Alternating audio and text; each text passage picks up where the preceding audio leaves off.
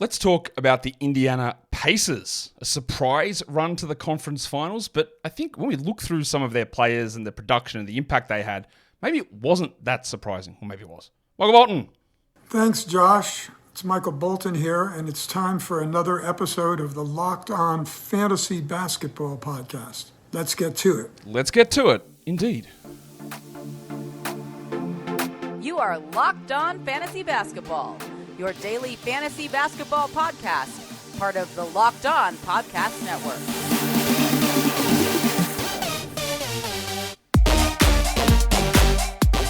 Hello and welcome to the Locked On Fantasy Basketball Podcast, brought to you by Basketball Monster. My name is Josh Lloyd, and you're looking ravishing, Pookie. I'm also the lead fantasy analyst at basketballmonster.com, and you can find me on Twitter as always at redrock_bball, on TikTok at redrock_bball, and on Instagram at Locked On Fantasy Basketball. Thank you for making Locked On Fantasy Basketball your first listen every day. We are free. We're available on all platforms. Bang, thumb, bell, comment. It's I was going to say the Holy Trinity, but that's four things. What's a Trinity but four? Quartet isn't right, because quartet goes with trio. I don't know. But I'm open to suggestions. Anyway, thumb, bang, bell, you know what to do. Here we are. I don't have the full details up. There will be a link to this coming in the next day or two. I just got to create the sizzle reel, which is always going to make me laugh, because I was talking about sizzle reels the other day with my partner, and I said, oh, look at this sizzle reel on this show. And then she hadn't heard the term before, which whatever, right? And then we go later. She goes, what were you talking about before? Like the squirt section, scissoring? No. The sizzle reel. Sizzle. So I'm not creating a squirt section, not doing anything regarding scissoring, but I am going to do a sizzle reel to preview the NBA draft live show. I don't have access to the draft feed of the players or anything like that, but I talk through my reaction to the picks, so you don't have to hear someone who's never paid attention to these players and go, white guy, must be another white guy, and have just the worst comments. And also, you don't have to listen to Kendrick Perkins, so that's a W too. But that'll be up. We'll be going live. Not sure the plan for day 2, but definitely day 1. Almost certainly day 2, but not sure exactly. But that's beside the point, because we're talking Indiana Pacers. Here in this show, a recap of their year, where they did go all the way through to the, most importantly, final of the in-season tournament. And I say that somewhat facetiously, but not really, because that was an announcement that, this team's real. Like, this team is good. This team produced some big wins, and it actually carried through all the way to the season, even with mid-season trades, even with injuries that derailed their best player for the whole season. Well, whole season from that point onwards. Was there luck involved? Of course there was. There always is. With any team that makes any run in any sport, there's nearly always luck. Except if you're a really dominant team like the 2016 Warriors, and they didn't even win the title because luck went against them. Happens. Let's talk Pacers. Let's look at their season. They finished the year 47-35 was their record, which, again, they and the Magic, one of the two teams that people expected in the East to take big steps forward. And that clearly came true. They took much bigger steps forward than we anticipated. I had the Pacers at 40 wins. I'm having a look if I check. 40 wins is what I projected them for. So I got the over, which was 38.5, but I didn't get to 47. They had a plus 2.7 net rating, and that's on the back of being the second best offense in the NBA. And this is like literally the reverse option of the mirror image of the Orlando Magic, because they're 24th in defense, the Pacers, whereas the Magic were like 22nd in offense and second in defense. So it's very clear what they would need to improve to become better. And it's not always just going to be a trade-off. Well, if your defense gets better, your offense gets worse. It doesn't always, maybe a bit. But the good teams, usually, or a lot of the time, will see top 5 offense, top 5 defense. So the Magic have got that clear way to improve. The Pacers do too. You maintain the offense, but you got to push that defense up. Second in offense, 24th in defense for the season. That's part of the way that they play, without any question at all. And for some reason, I'm just looking at this and this hasn't come up, but that's okay. I'm just going to talk through it because I don't actually have the time to go back and edit this video. But in terms of their draft picks, they do not have their first round pick. That has been traded away to the Raptors, which would have been pick 19 for Pascal Siakam. What they do have is the Raptors' second round pick. So they got pick 36, they got pick 49, and they have pick 50 in this upcoming draft. So 36, maybe they get something out of it. 49 or 50 are pretty dud picks. Let's talk about their most common starting group. You're not going to be shocked to see this lineup. It's Tyrese Haliburton, it's Andy Nembhard, Aaron Nesmith, Pascal Siakam, and Myles Turner. So obviously this is the lineup that happened after the trade. And then after the trade deadline, Ben Mathurin was hurt down the stretch. Buddy Hield was traded away. This is the lineup they went with. This is what they started with in the playoffs, basically all the way through. And I would expect, unless something pretty crazy happens, that this is the starting lineup that they enter next season with. When you see what their best lineup is, I'll tell you, you'll gasp. And I think you'll make that noise. Maybe you won't. But their best lineup for the season, for lineups that played over 20 or over 100 possessions, includes no starters. It's all bench guys. It was plus 20. Timothy John McConnell, Ben Shepherd, Doug McDirt, Obi-Wan Toppin, and Sticks Jalen Smith. Stand by your man. That was so out of tune. Even Stephen Kernahan said that was bad. McConnell, Shepherd, McDermott, Toppin, Smith. Part of the reason this team was able to be so successful, and we're seeing this, I think, a little bit more during this season, is that having depth is important. It's not like, let's get 3 awesome players, Phoenix-wise, and get a bunch of spuds around them. It doesn't really work. So the Pacers were able to use so many different guys in different roles that fit together, that their drop-offs didn't end up being gigantic. And that was huge. That's why they had this lineup that looks like that. Free agency, there are some decisions they're going to make, obviously. Most teams do. In the restricted side of things, Obert Toppin is restricted. Toppin came in, traded away for nothing from the Knicks to the Pacers. The expectation was he'd be their starting power forward. He was. The realization is that he is not a starting power forward. That is very, very obvious. We know the concerns with Toppin. They're the same concerns we had with him. Well, not all of us, because some of us thought that even the Knicks picking him at 8 was too low. He should have gone higher. Well, I was much out on Toppin. I think I had him 16 in that draft. That was a W for me. Get him wrong all the time. That one, I'll take the win on that one. Like, for example, I got Haliburton massively wrong. I didn't think he'd be anywhere near this good. I had him at around, I think, 10 or 9. I just didn't believe in it. Wrong. Massively.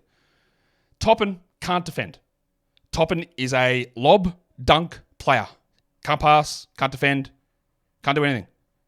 But in that role, the starter didn't work out at all, but moved to the bench, really key as a part of that rotation. I think they will bring him back. And I don't think it's going to be a big money bursting. That's the wrong term. It's not going to break your bank. That's what I'm looking for. Is it 10 million a year? Maybe. I think that's reasonable. 336? Maybe. The other 3 restricted guys there are all the two-way players. Oscar Tshiebwe, the 6'8 rebounding legend. Isaiah Wong, who's not really an NBA player, and we just never saw him play. And Quentin Jackson, who was playing for the Wizards and then signed late on a two-way once they converted Kendall Brown, and he just never saw any court time. You shouldn't have any faith in any of that trio. Unrestricted is where it does look interesting on the surface, but I don't think it is. Because Pascal Siakam is there as the unrestricted free agent. I would expect that them trading as much as they did, the 3 first-round picks and Bruce Brown, to get Siakam, is there is a level of understanding that Siakam would be willing to re-sign, and they will almost definitely sign him to a contract which is an overpay. He's already 30. It'll be like, will it be 5 years, 200 plus, or almost definitely?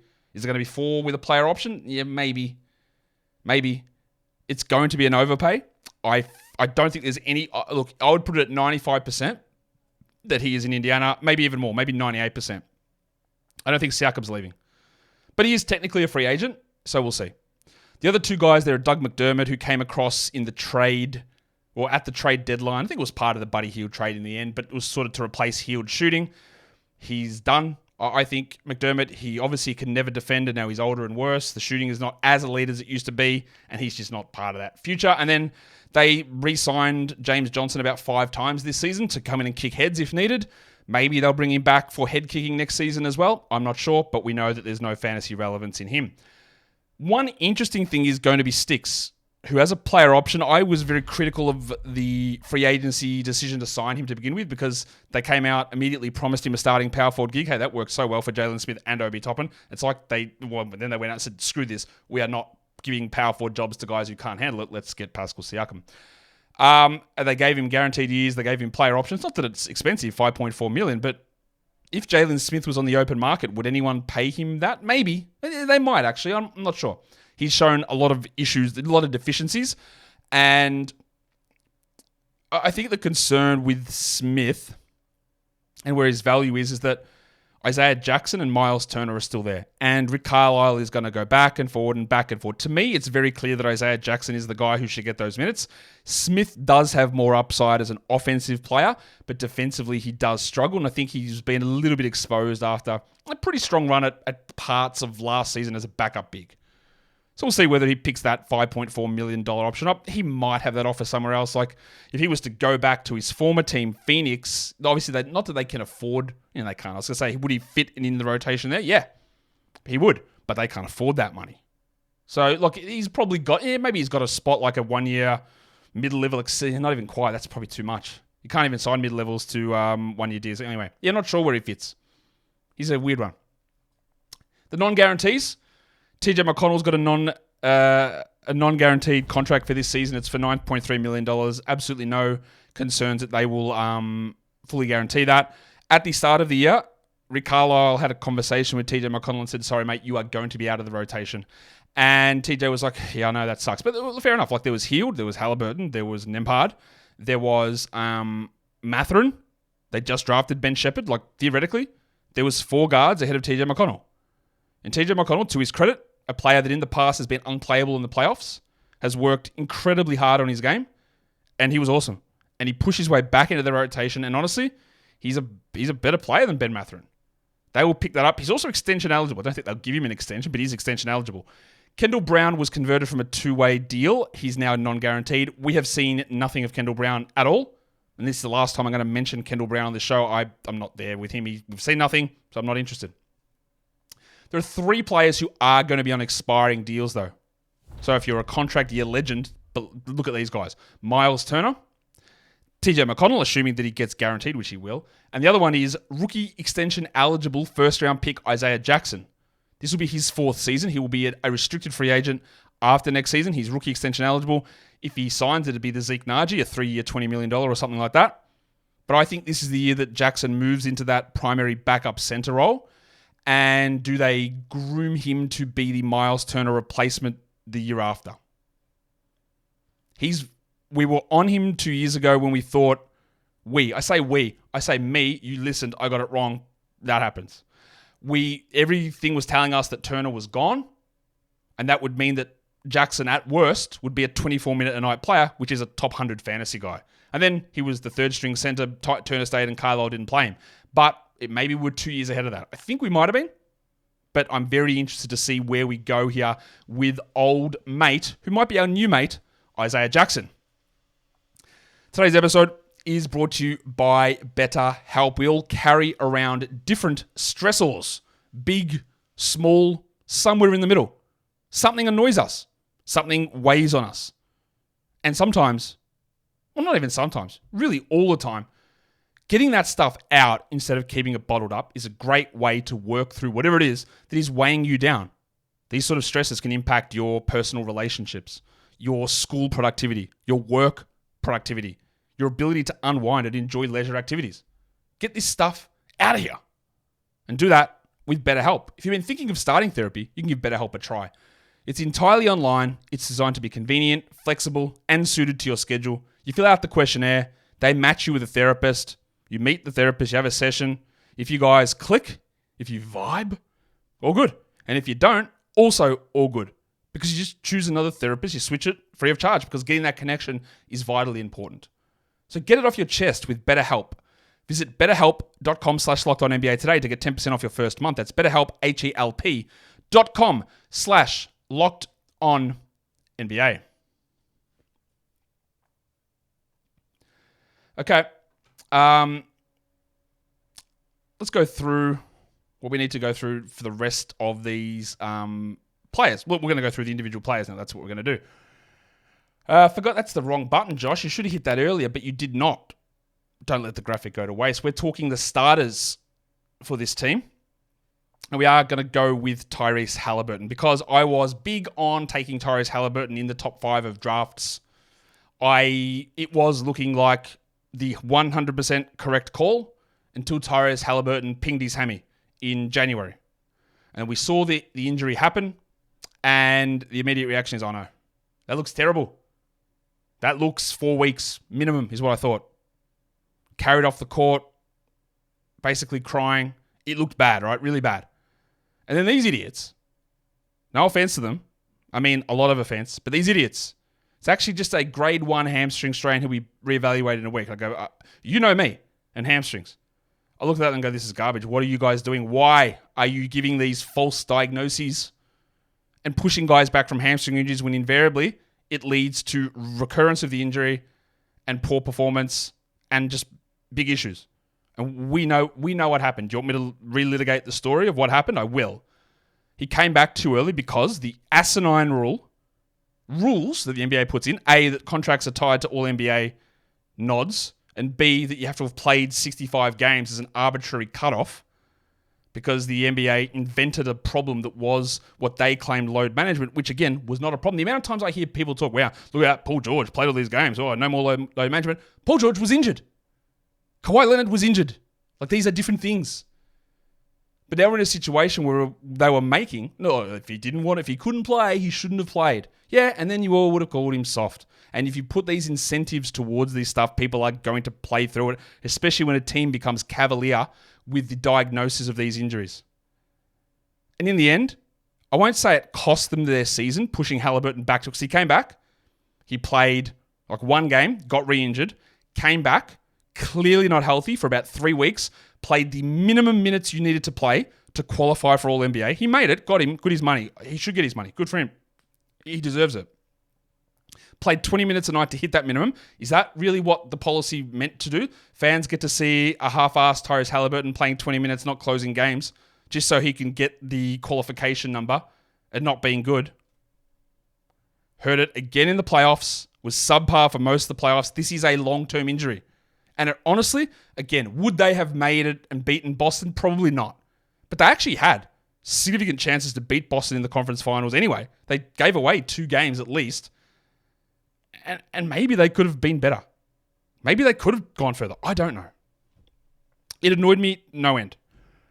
In the end, Haliburton finished 13th in -1 rankings, 10th on Yahoo, 13th in points. His ADP was 7. He averaged 20 points with almost 3 threes, 4 rebounds, 11 assists, 1.2 steals. Shot 48 and 86, including 60% from 2 and 36% from 3. And one of the things that dropped significantly when he got hurt was his 3-point percentage. Part of that is no confidence in your legs, no lift. He had no drive either. Not that he's a big driver or rim pressure guy, but he stopped doing that. And then that changes the way that teams defend you, and he just couldn't get the threes off. His usage dropped as well. I think he is a very firm first-round player next season, but the problem with that is that was it all injury that pulled him back, or was it the fact that Pascal Siakam was there? We don't know. We have no idea. And we'll find out next season. I won't take him top 5 because there's an unknown with that. But I say that now. I don't know how it's going to project out. But first round, no problem. The best comps for his season, D'Angelo Russell year 5 and Damian Lillard year 3. Obviously pretty good players. Lillard on a different level there. And the advanced metrics, you're going to see, we talk about the Pacers, this shock run to the conference finals and so much luck. The advanced metrics for nearly all of their players are unbelievable. And maybe that's part of how they were able to be so good. 98th percentile EPM Haliburton. 93rd CPM. Amazing impact. His free throw rate. This is where he can get better. Now, he was in the 49th percentile for attempting free throws. As a star All-NBA, literally MVP candidate before he got injured, he needs to draw more free throws. And part of the reason, circling back, callback, professional, why I was down on him at draft time was A, the shot was funky, but also he never attacked the rim. He never drew free throws. And star point guards with incredibly low, even usage, but incredibly low free throw rate, just has no track record of being successful in the NBA. You might have a lower free throw rate in the NBA, but if you have that low rate in college, it's just so hard to have that level of success. And he beat it. And he's improved his free throw rate and his free throw drawing and his driving and all that sort of stuff. It's still not great. But that's the area. Take that from 49th percentile, the free throw rate for Haliburton, get it to 70th, and then you are talking a very consistent top 5 player. He's only 24. He only played 32 minutes a night because of the injury stuff. So, look, that should be 34. He's got plenty of room to get better. Don't judge him solely by the beginning of the season, but definitely don't judge him by the totality of the year or the second half of the season, because that would be a mistake, I think. Myles Turner. Myles Turner is one of those guys. He's the proto Jaren Jackson, and I say that for this purpose, is that he would have a big season, block 3 shots a game. You'd see rankings overrate him. People would take him round 2. They would drop off. They would get disappointed. Oh, you're 7 foot. Why don't you grab a rebound? This guy's trash. Cost me my season. It's the same thing every time. Happened to Jaren Jackson this season. And you know my thoughts on the way that we value blocks. Now, Turner sort of settles into the player that he is. Still really good. Still underrated in spots, but not that guy that was that second round player. He just wasn't that guy. He's 28, so he's bang in the middle of his prime. As I said, expiring contract, 77 games, 27 minutes. Now, Carlisle just won't really push him to big minutes. That seems to be the case here too. 61st in -1. Yahoo had him ranked 36, so that's a little bit pushing towards the, what are you doing? 17 points a game. ADP was 38. Look, ADP 38, -161. Sorry, his -1 ranking was 61st. Obviously, that doesn't mean that it worked out too well. So, where is he going next season? Because that Yahoo rank 36 tells you he's a third round player. The ADP tells you he's around the third round this year. But in the end, he ended up 5th round. I think 5th round is probably right for Turner. 17-7 with 1.9 blocks. He shot 36 on his threes. He actually shot 62 on his twos. He's a good free throw guy, good field goal guy. He's not a high rebound player. He's a lower usage player, but it's the minutes that really hurt here. In terms of effectiveness, like as a player, like his number 1 comparison was the 5th season for Patrick Ewing. That is an amazing comparison. Unfortunately, the second comparison is year 4 of Chris Boucher, which is less so. But like Tyrese Haliburton, the impact, 90th percentile EPM, 88th in crafted. But this is where, again, his easy way to improve, he won't though, but his easy way to improve is rebounding. And we can criticize him, and I know why. I hate the, you're tall, grab a rebound. That's not what rebounding is. But his defensive rebounding talent, 47th percentile. That's really bad. And he fits into the Jaren Jackson, Brook Lopez, big man, block shots, no rebounds. People hate that. But that is where he could improve, even though I don't expect that he will. Today's episode is also brought to you by FanDuel Sportsbook. It is winner-take-all time in the NBA and in the NHL, and FanDuel is giving you a shot to bring home a big win of your own. Right now, new customers get $150 in bonus bets with any winning $5 bet. That's $150 that you can bet on spreads, money lines, player props, and more. It doesn't have to be the NBA playoffs, though, the finals. It doesn't have to be the NHL finals. Well, I don't even know who's in the NHL finals. I should. You can bet on baseball. You can actually channel all of the energy, most of it horrendous, towards the WNBA and all this Chennedy Carter and Caitlin Clark and Angel Reese, just foolishness that people are talking about. Channel that energy and look at WNBA games on FanDuel. Pay more attention to the league. Bet on it. Visit FanDuel.com/lockedon and make every playoff shot, also regular season for other sports too, make it all count. FanDuel is America's #1 sportsbook. And don't forget to gamble responsibly. And by responsible, I mean if you play sport, don't bet on that sport. Maybe. Seems pretty obvious. Maybe not. Let's go through to the next player, and it is Pascal Siakam. Came across from the Raptors, of course, mid-season. He was one of my bust players for the season. Got that one right. He's 30 now. He played 80 games in 33 minutes. That might push 34, 35 next season. We'll see. 76th -1 rankings. 49th on Yahoo and 43rd on points. His ADP was 29th. That's early 3rd round. People were looking at him and going, the Raptors lost Van Vliet, so Siakam is going to go off. And he didn't. He didn't take those steps forward. He got worse. Part of that is the trade, but also not really. It's just him. I'm not saying that he's a bad player because he's fine. He's pretty good, but he's got clear limitations, and I don't think they're improving. 22 points with 1 3, 7 rebounds, 4 assists, really strong, but he never gets defensive stats. 0.8 steals, 0.3 blocks, and you look at Siakam and think, yeah, he should be this good defensive player. He is not, and that's because of the change in his game and the offensive focus, and it's been really good at that. But what he doesn't do is shoot threes or defend. 54 from the field, 73 from the line, 1.8 turnovers. He had some absolutely horrific shooting to begin this season. He ended up at 35% from 3 and 58% from 2, but I think he was at like 11% from 3 for about the first month or 6 weeks. And then he was like 40% for about a month after that. in reality, he's not a good shooter. He'll have outlier shooting performances, but he's not a good shooter. He's a low volume shooter. And 35 is not an unreasonable expectation. The two guys he compared to, year 8 of Blake Griffin. That's interesting. Yeah, below average free throws, small volume of threes, good passing power forward. The other one, Dirk Nowitzki, year 11. Like, what? Yeah, Dirk was a really good shooter. He wasn't a high volume shooter, but he was obviously a really good shooter. Did not expect to see a Dirk Nowitzki, Pascal Siakam comparison. Maybe that's because of Dirk's complete lack of defense, which also applies to Siakam. He was still great. 88th percentile EPM, 89th in crafted. And you see that Turner, Siakam, Haliburton, all running at 88 plus on EPM, top 10 or top 12% of players in the NBA for their impact. And that's great. Is that your big three? The thing is that there's about 5 other blokes in this team who were above 80% for how good they were. One thing he cannot do is shoot. His shooting ability, shot quality listed on crafted is 36th percentile. I think he can be better than that because, again, a really horrific cold stretch to begin the season. But he's also got form of being a bad shooter. He's had good shooting seasons, but he was horrific as a shooter for the first 3 years of his career and regressed, horribly and heavily, and then it just turned into me stuttering. He regressed a lot, Siakam, this season. I think there is some bounce back there. Obviously, he won't go pick 29. I think 76, where he was -1, is probably not realistic. In the end, I have no idea because I haven't done any of it yet, but I would expect he ends up in the 50s or late 40s in drafts would be my expectation there. The other 3 studs, what I said that way.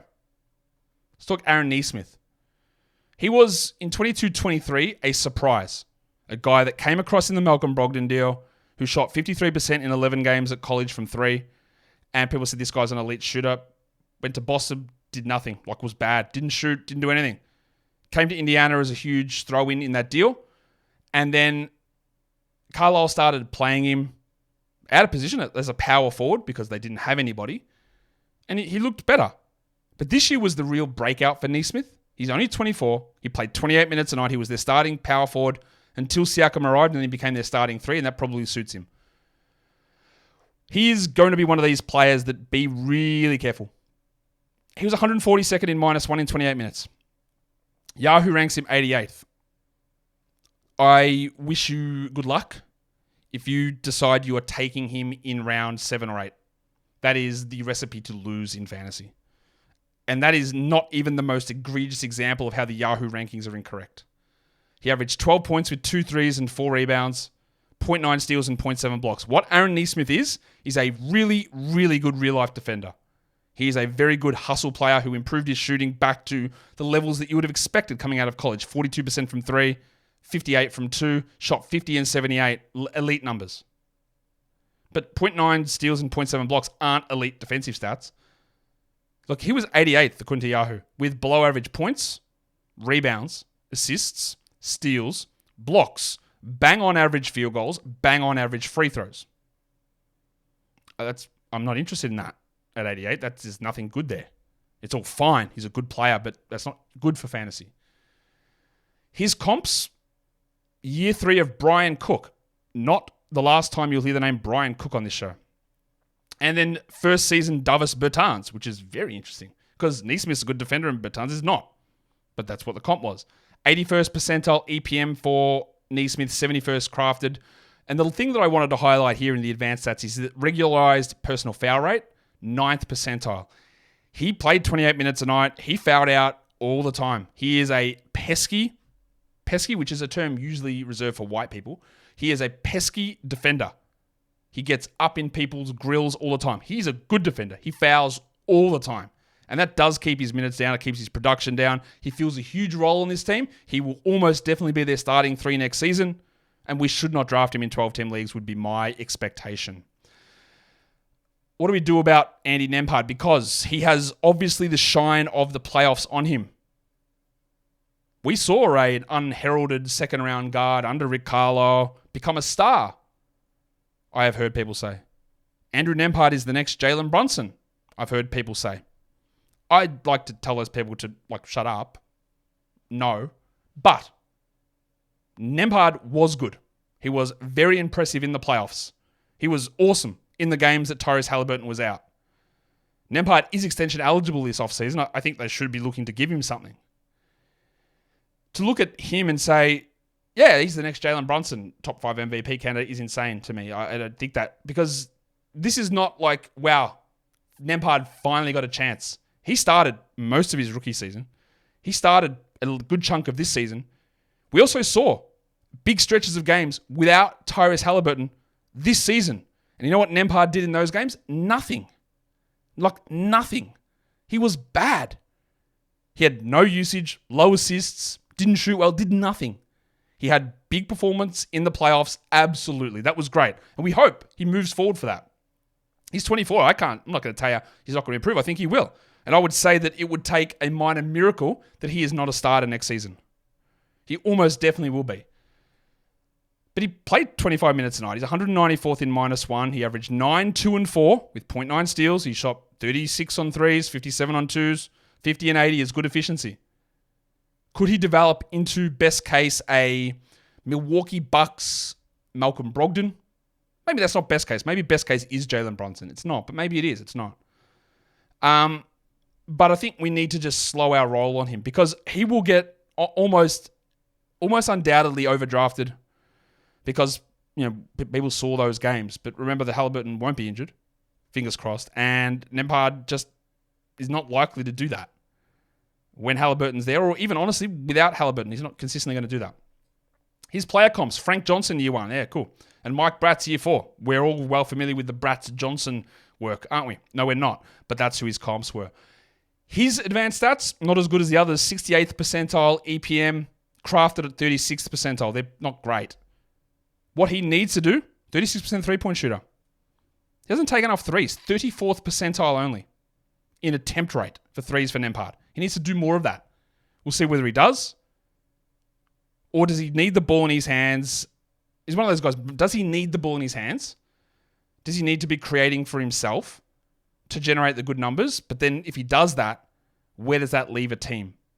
And that's where I worry a little bit about where the value goes. I'm not saying that he can't get better. He will. And he will lock in as a starter. He will play 30 minutes a night, I would say, without question. But is there going to be huge fantasy value? That I'm not certain of.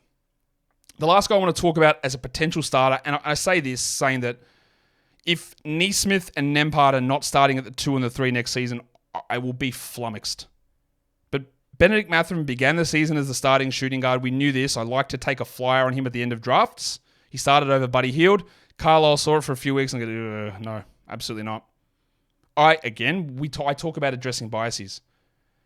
I did not like Mathurin in his draft class. I would not have taken him that high. I think I had him outside the top 10. I don't like that style of play. I didn't like what I saw from him. I saw him play in the NBA, have a couple of really big scoring games, and people lost their mind.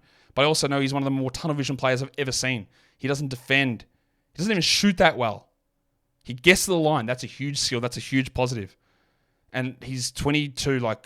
He's not done developing. But he's not going to get 30 minutes given to him next season.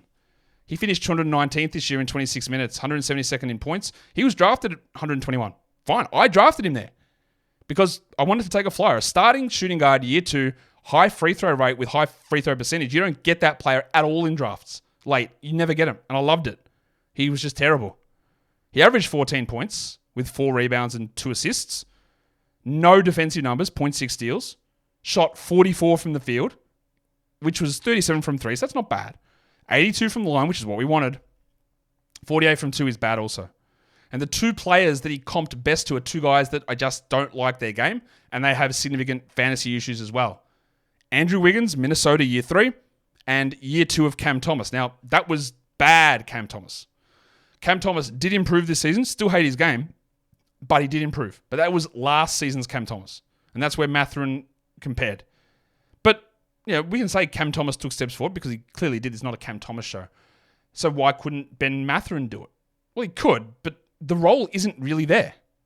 You still got McConnell, Haliburton, Nembhard, Nesmith. They're all in front of him. Even Ben Shepherd, I don't think he's in front of him, but he's there. His advanced stats are just horrible. 25th percentile EPM is disgusting, but look at the crafted number. 2nd percentile. He's really bad at this moment. But, not to be a negative Nelly, someone said, I've never seen someone more miserable talking about basketball. Ben Mathurin, the best player in the world. 81st percentile free throw rate. As a second-year player who's not very good, that's huge. Drawing fouls is massive. Got to do a few other things though, mate, but that's what we like. And if other stuff does start to come around, that is going to what you rockets him up fantasy rankings. Now, we can get on to talking about the bench. The other players of note. And this team probably has more other players of note. Usually when you get to the top end of the standings, you've got like 9 guys and you get to the 10th guy, you go, do I actually want to talk about this guy? I could have talked about 15 players almost, I think, on this team. I'm not going to, but I am going to go out to 11. Let's talk Timothy John, who again, like we said earlier, was out of the rotation, TJ McConnell, to begin the year. He finished 157th in -1 in only 18 minutes. He is a fantasy stud. We know this. There were times when Haliburton went down this year where McConnell wouldn't start. They would start Nembhard. And McConnell would get more minutes off the bench. But then towards the end of Haliburton's absence, we saw McConnell's minutes drop back down. But he's still going to be this must-roster player every time that there is no Haliburton. Every time. He averaged 10, 2.5, and 5.5 in 18 minutes. Let's do the double game. 18 to 36. 20 points, 5 rebounds, 11 assists, 2 steals. That's a top 20 player. Now, he will never play 36 minutes a night. But that is how good that those numbers are. He shot 79 from the line. He shot 41 from 3, which feels anomalous. He doesn't take them. So that could easily drop to 34, 35 next season. We don't rely upon that. But 57 on 2s, yeah, that looks to be somewhat real. And what I found very interesting is his 2 best, not blessed, maybe they're blessed as well, I don't know. His 2 best player comps were year 9 of Gary Payton, the glove, the original, and year 11 of Gary Payton, the glove, the original.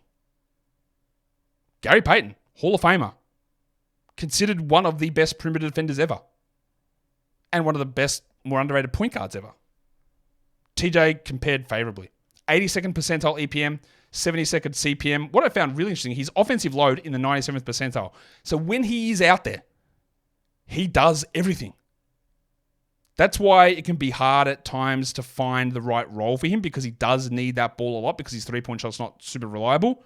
But when he is out there, he generates for himself, for others, for his teammates, that is others, of course.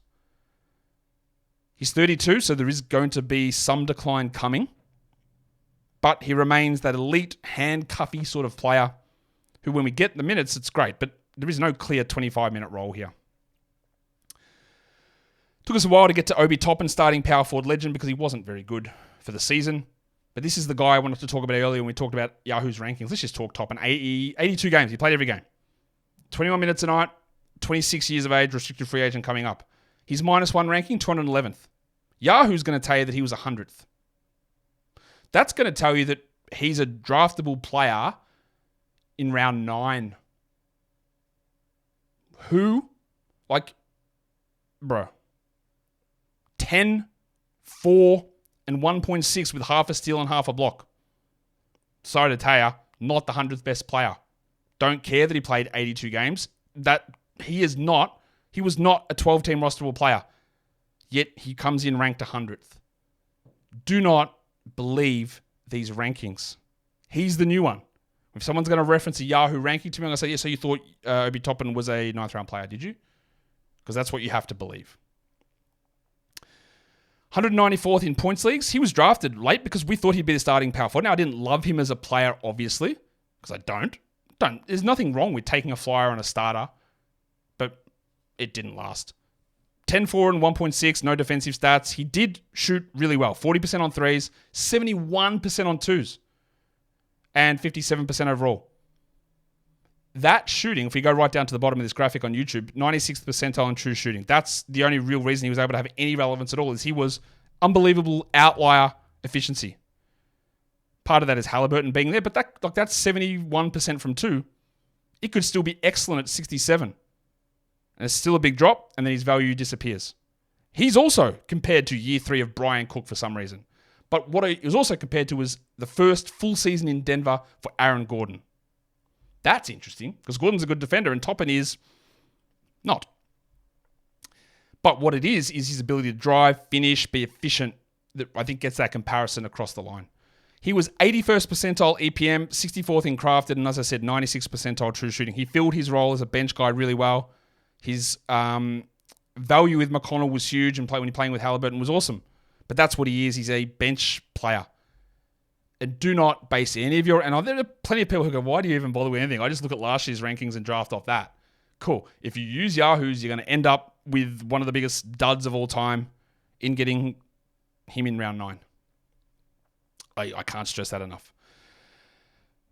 What do we make of Jarris Walker? Again, cards on the table. Didn't love him as a prospect. Didn't hate him. But I thought that Taylor Hendricks was a better power forward prospect than Jarris Walker. I stand by that.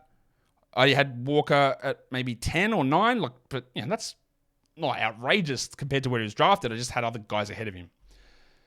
He had a really, I thought, poor early showing in Summer League.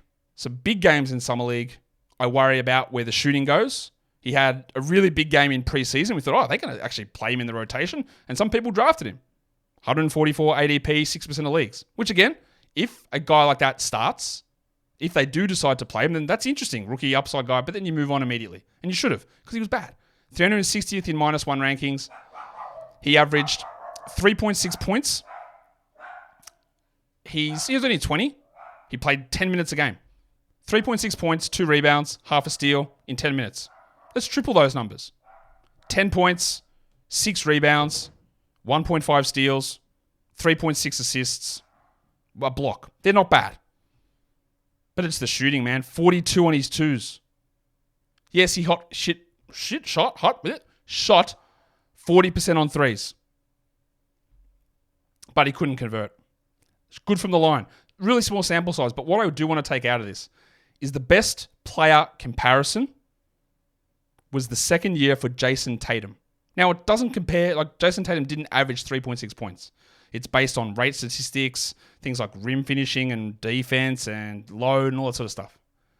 The second comp was year 3 of Aleksej Pokusevski, not as interesting. 37th percentile EPM, better than Mathurin. 43rd CPM, but the passer rating stands out to me a little bit here. 76th percentile, because that's part of the appeal of Walker. He can pass a little bit, he's a good shot blocker.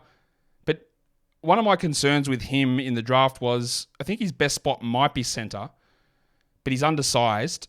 I'm not sure about the shooting, and I don't really sort of know where he fits, and I still don't have the answer to that. But in a dynasty league, this is real buy low territory, because 8th pick did nothing. Never played. Under 350 minutes. Never played. Real buy low potential on Jarris.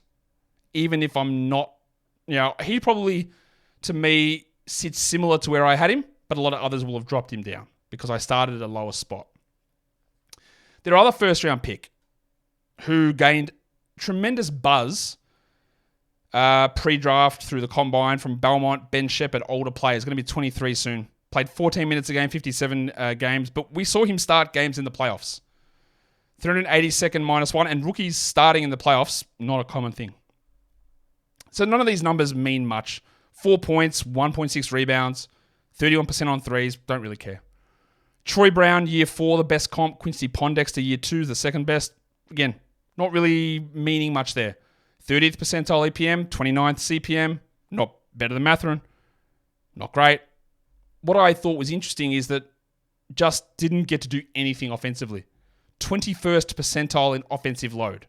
And realistically, he's an offensive player. So we can look at all this stuff. When he shot 31% on 3s, 39 from the field, 4 points.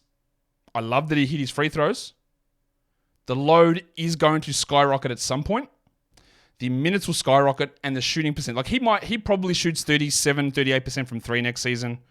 He probably is a 48% overall guy. He probably plays more minutes than this. He's probably 2 years away from sniffing fantasy value. But it was significant improvement that I was pretty impressed with. I don't think he's ever going to be awesome. Might not ever be a starter. But the improvement was there. There are some signs. We can look at, if we double the numbers, again, 14 minutes to 28 minutes, that's an easy way to do this. 9 points, 2 threes, 3 rebounds, 2 assists, 1.2 steals. They're not great numbers. But you bump the shooting up to 48, 47. The scoring becomes 12 points. You get to 2.5 threes. Then actually starting to look at Aaron Nesmith type numbers. So he's interesting. I'm not going to talk Jalen Smith. I'm going to talk the other center as the last player, though. That's Isaiah Jackson. Because we know, we wanted, and again, wrongly, really big mistake, to have him at around 100 2 years ago. Because we thought Myles Turner might not be there. We had no faith in Jalen Smith. We thought Isaiah Jackson, bang, you are the backup center who might be a starter getting 26 minutes as a top 50 player. Let's take him around 100. Didn't work out. Didn't really sink you, but it didn't work out. And then even this season, he was in and out of the rotation. He's 22. He's younger than Ben Shepherd, and it's his 4th season. 58 games, 13 minutes. He fouls a ton. He also blocks a ton. 13 minutes, 1.1 blocks.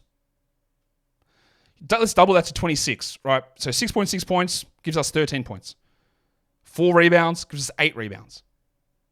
An assist goes to 2, 0.6 steals goes to 1.2, blocks go to 2.2. So 13 and 8 with 1.2 steals and 2.2 blocks on 67% shooting and 72 from the line. It's a top 60 guy, I'd say, pretty easily. Now, the block rate doesn't always convert that way, and I don't think he's ever a 30-minute-a-night guy, Isaiah Jackson, but it's still here for him. And we watch this. The Myles Turner deal is expiring. Jalen Smith has got an option. I don't know if he's back or not. Can Jackson establish himself as the pure backup center, and then he becomes a block specialist that when Turner is out, that he becomes a great streamable player? I think we might be there. I'm not sure. Best comps. Year 2 of Paul Millsap. Now, that is not all-star Paul Millsap. That is back in Utah Paul Millsap, where he came off the bench and played 20 minutes a night. But we know where Millsap's game went. And then year 3 of Onyeka Okongwu, which is not this season that just passed, the one before. Interesting. One of the things about Isaiah Jackson is coming into the NBA, he was touted as having a little bit of a shot. Maybe he can shoot a little bit. That's gone. That's out of his game. That's not there. I don't know if it's ever coming back, but he's not shooting. He is points, rebounds, blocks, field goals, but impact. 85th percentile EPM, 73rd CPM, block percentage, 98th percentile. That will come down if he plays more minutes. He can test shots, he deters shots, he reduces field goals at the rim, and he blocks them. And that is a bankable skill. And he is 22. I still believe a little bit. There are the concerns about what Carlisle does with the rotations. Carlisle's been pretty annoying rotation-wise for 2 years now, even in the playoffs. But at some point, I would think that he can easily take over from Jalen Smith. And I think he's probably got, okay, I'll tell you that I know that Paul Millsap and Okongwu are the comparisons there. Think about Daniel Gafford. A backup, good block rate guy, good rim protector, struggles in some other areas. But all you need is that little chance to break open. And it happened for Gafford this season. On a side note, Gafford's going to be massively overdrafted next season because he has been routinely outplayed by Derek Lively all playoffs. And Lively should be their starter next season. But beside the point, we'll talk about that when we get to the Mavs. That's the Pacers, man. Big season. Huge season. I don't think, a flash in the pan, even though we've seen the Blazers, we've seen the Hawks make these unexpected runs to the conference finals.